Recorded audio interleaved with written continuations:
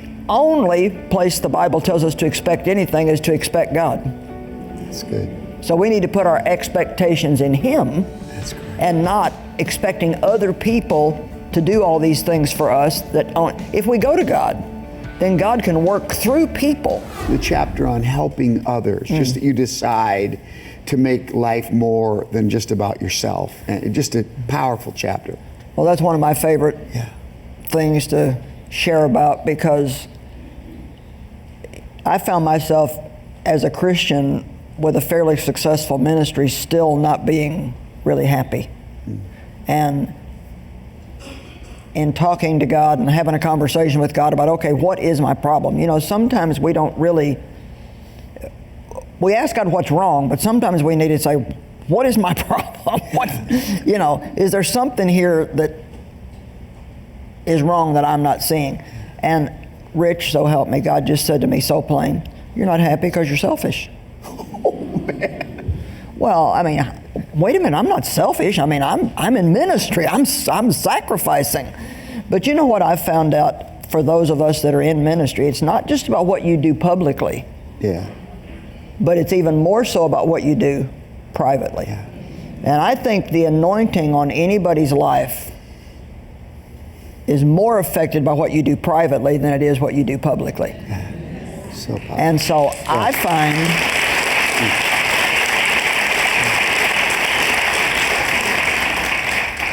I find it really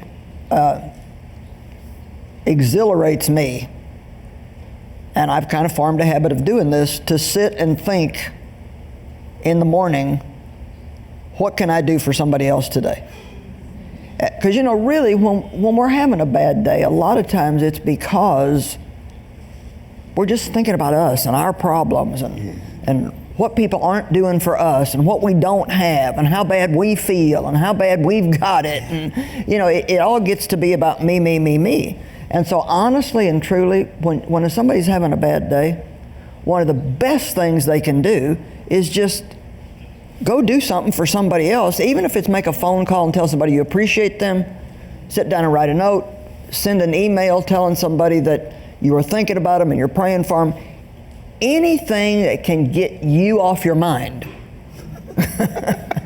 can help you have a better day. And I want to stress again, looking at a book like this, 20 Ways to Make Every Day Better, well, that doesn't mean you have to do all 20 every day. No. But honestly, I honestly believe, and I'm not saying it's because I wrote the book, I think if somebody's having a bad day, they can pick this up and just open it at random anywhere. Boom.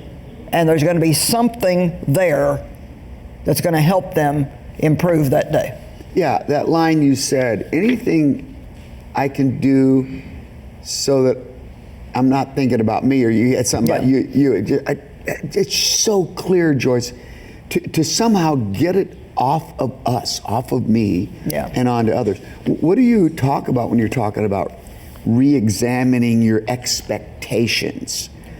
Well, that's a different chapter in the book, but it's interesting. I've learned that a lot of times we make ourselves unhappy, especially when it comes to our relationships with other people, because we have unrealistic expectations of them, or we're expecting them to do things that they don't even know we're expecting them to do.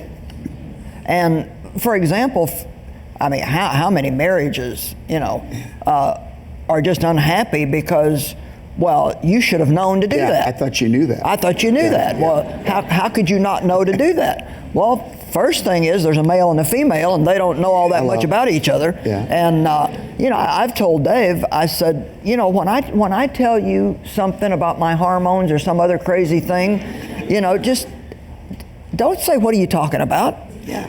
Tell me you understand. I don't care if you do or not. Tell me you understand.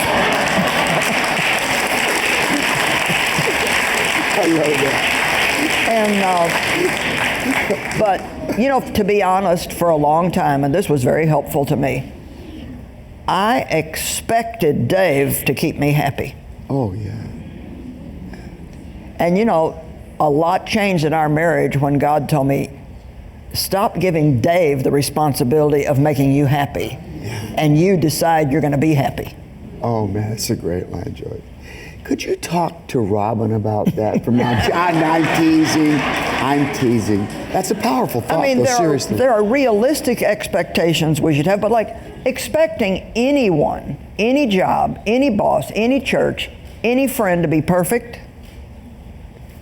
Yeah. I mean, every person you get in a relationship with, you might as well look at them and secretly think, you are messed up. But so am I. So am I. So we're going to probably have some messy times, but we can work through these things. You understand what I mean? When you have unrealistic expectations, you're setting yourself up for failure. Totally. Because you're expecting something that there's no way. Yeah.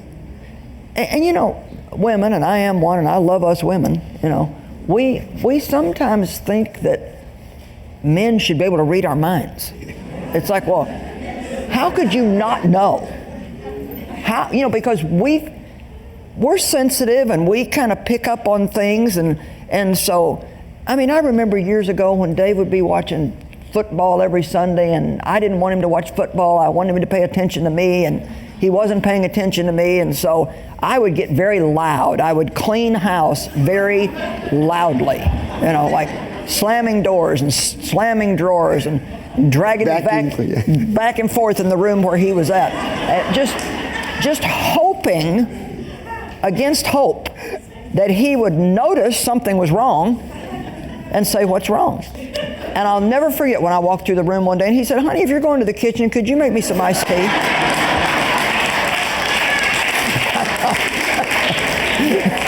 Unfortunately, Joyce, I believe that I have studied under the David Meyer way of... Yeah, right. Yeah. So anyway. And so a lot of, you know, I think it's something that's helped me a lot is just learning to believe the best. Yeah.